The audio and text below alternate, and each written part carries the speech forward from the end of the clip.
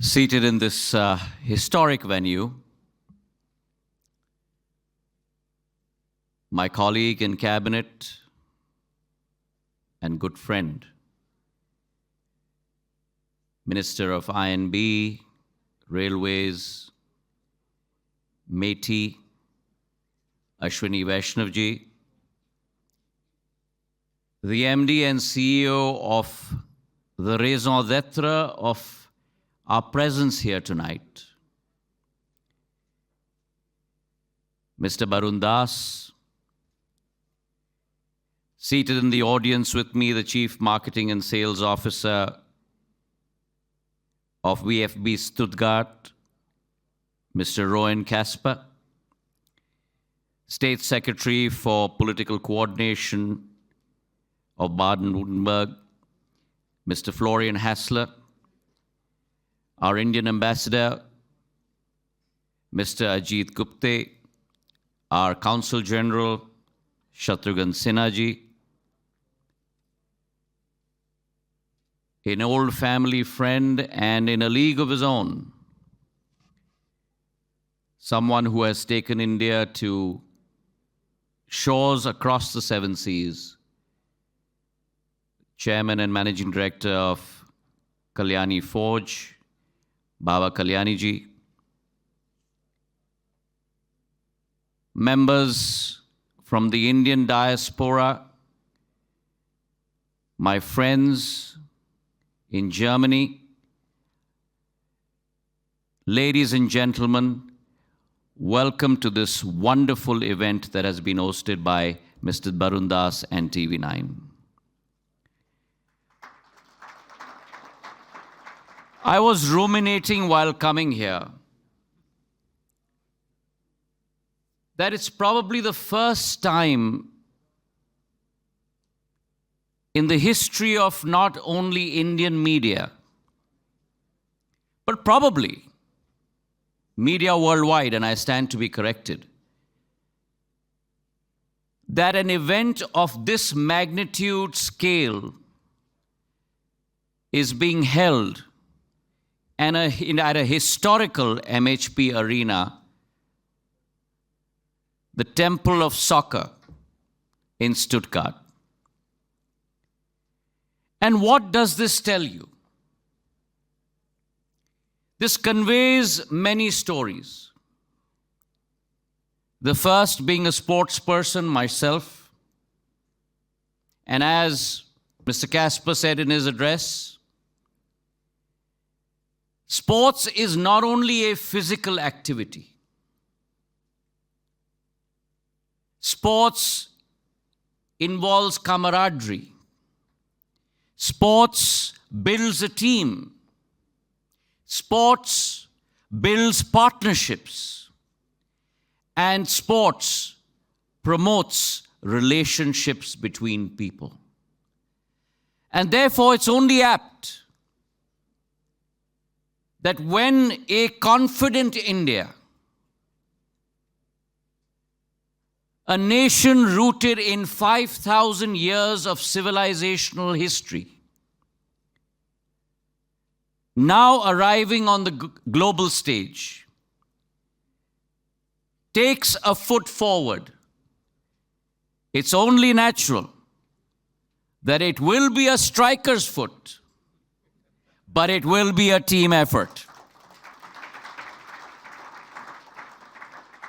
And therefore, I must congratulate Varun Das ji. He has, in his own way, with TV9, started an epoch-making trend. I have seen this stadium many a time on television screens. But it's due to him that today the confluence between sports, between people, between cultures, and between civilizations is taking place on this stage in Stuttgart. So let me start by saying Guten Abend, Namaskar.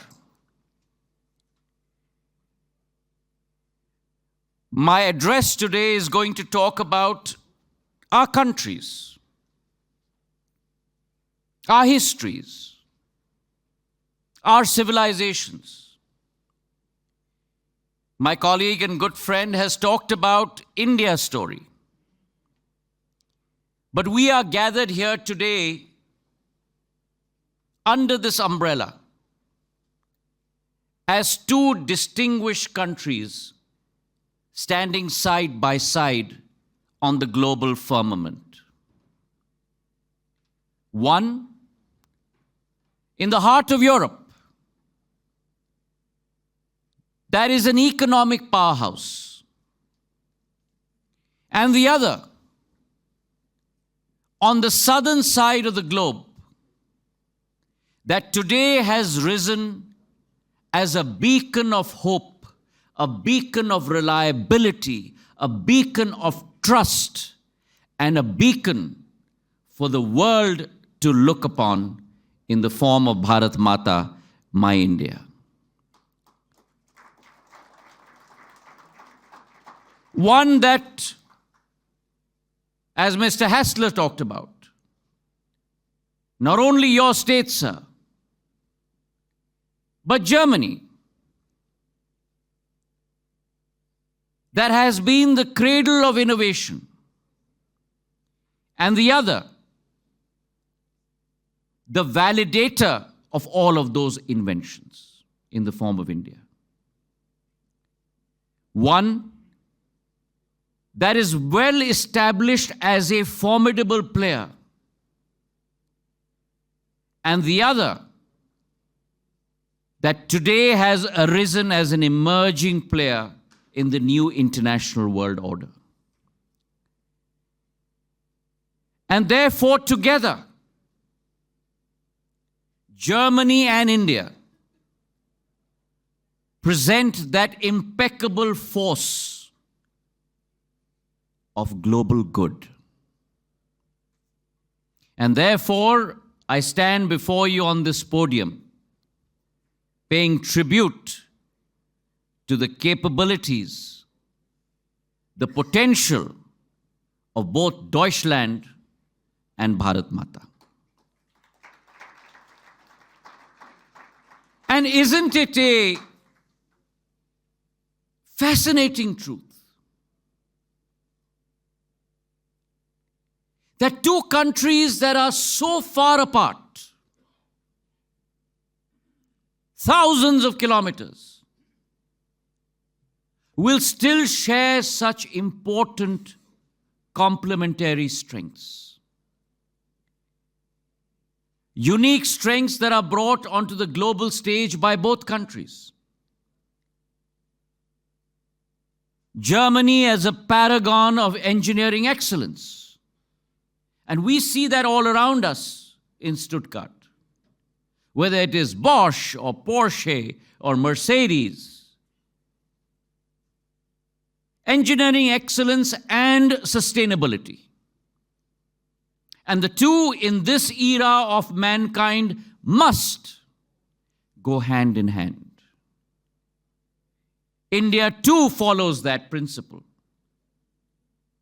as my colleague Ashwini ji has pointed out in his address. So on the one hand, a paragon of excellence, a paragon of engineering, a paragon of sustainability, and the other in the form of India, representing youthful prowess. 70% of India's population under the age of 35. We're talking about 1 billion people. More than the full population of Europe and the United States of America combined.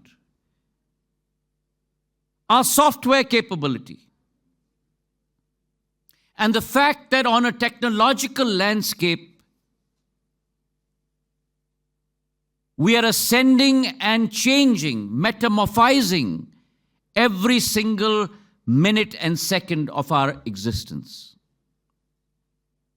These complementary strengths, I really believe, nurture a relationship that has been steeped to look at global challenges and present a shared future to the world. And therefore, in the global jigsaw, Germany and India blend seamlessly together. Now, these characteristics, ladies and gentlemen, these attributes and these capabilities are rooted in a sense of mutual understanding and partnership.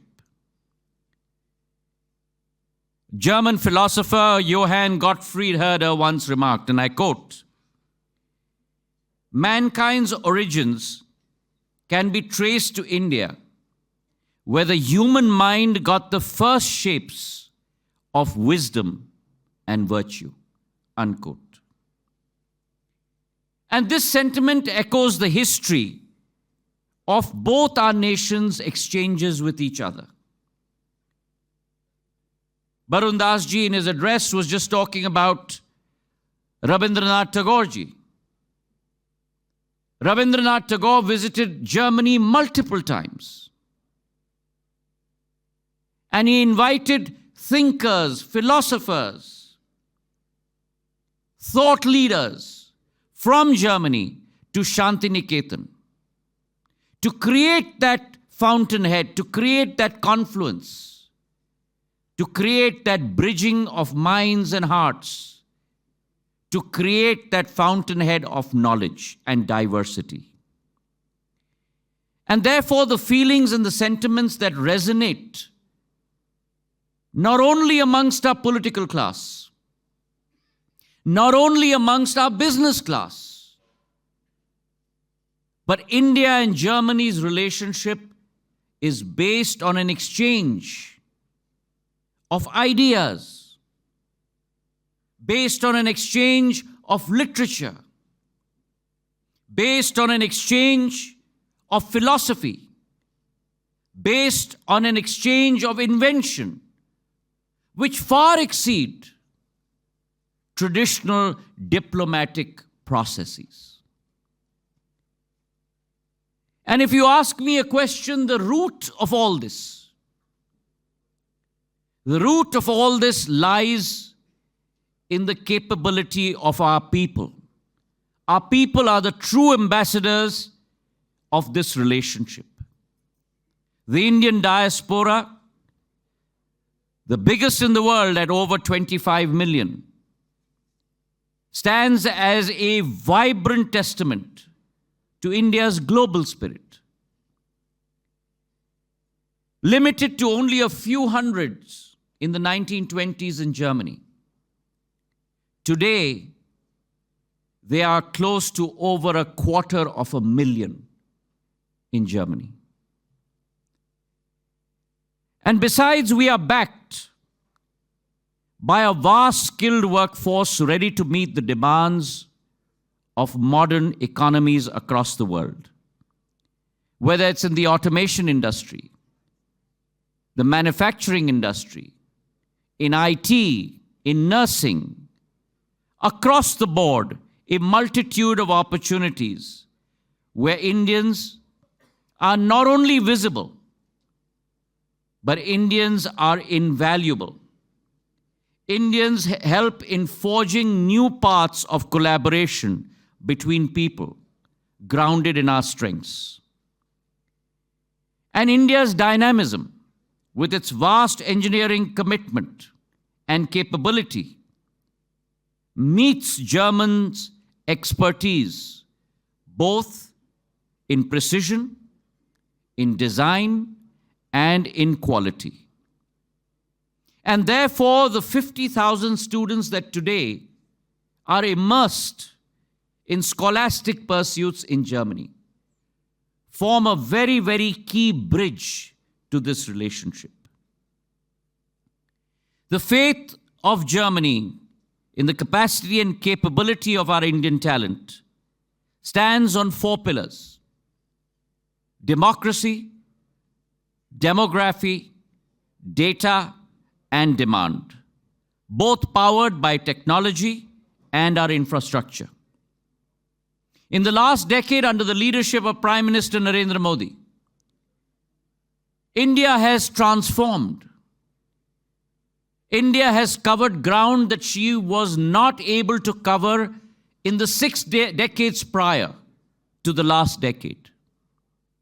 Some of the statistics that my friend Ashwini ji portrayed amongst all of you, whether it's the area of airports, the area of highways, digitization, the area of telecom. India has transformed herself over the last decade. And it is this transformation. If you take the area of telecom alone, the fact that we've gone from 250 million internet users to 970 million. In the area of broadband, from 60 million users, 15 times to 924 million. Over 1.16 billion mobile subscribers. And mind you, while we look at that exponential growth, across that inflection point, costs have dramatically fallen. 1 GB of data that would cost close to $3.4 today costs close to about 11 cents. Voice that would cost 50 paise a minute today costs only 3 paise a minute. That's the capability and the size of transformation that India has gone through. And today, that transformation is seen by German companies that are in India. Take the example of Mercedes-Benz. When Mercedes-Benz first entered the Indian market over 35 years ago, they described their strategy in terms of strategic patience. Today, Mercedes is the largest luxury car manufacturer in India. And this also speaks to the arrival of Indian consumerism, which today has become sophisticated, has become advanced, has become discerning. And therefore, I do believe that if you look at the Indian market, which opens up tremendous opportunities for German innovators, German entrepreneurs, German businessmen, German startups, not only to make in India, but as Prime Minister Modi says, make in India, but make for the world. And I see 5 pillars on which this relationship can be strengthened. The first, bilateral trade. We are today at close to $26.5 billion in terms of bilateral trade.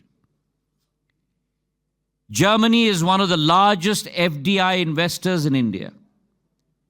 Over 2,000 German companies today are present in India with an investment of greater than $15 billion. And leaders on both sides. Prime Minister Modi on one side, the German Chancellor, His Excellency Scholz, on the other, have been working assiduously to increase that exchange.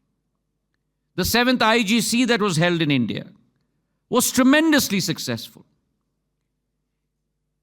And our German Chancellor, His Excellency Scholz himself, started off the German Incubator Accelerator program in India, by which Indian companies could enter the German market. The second pillar is the collaboration in the defense sector.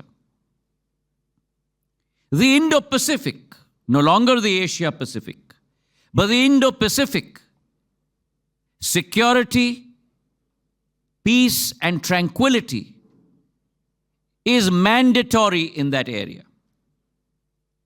And many Indian startups in the defense sector, many Indian companies in the defense area are today venturing forward.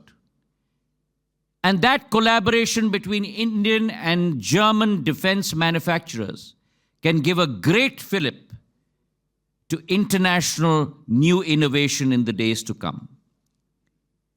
The third, going back to where I started from, is the cultural exchange between our people. And I believe that students, an exchange amongst them, is a fundamental precept of that. The India-Germany Innovation and Technology Partnership in emerging technologies, whether it's renewable, artificial intelligence, quantum computing, semiconductors, areas where India today is leading across many sectors, will lead to tremendous collaboration in the days to come.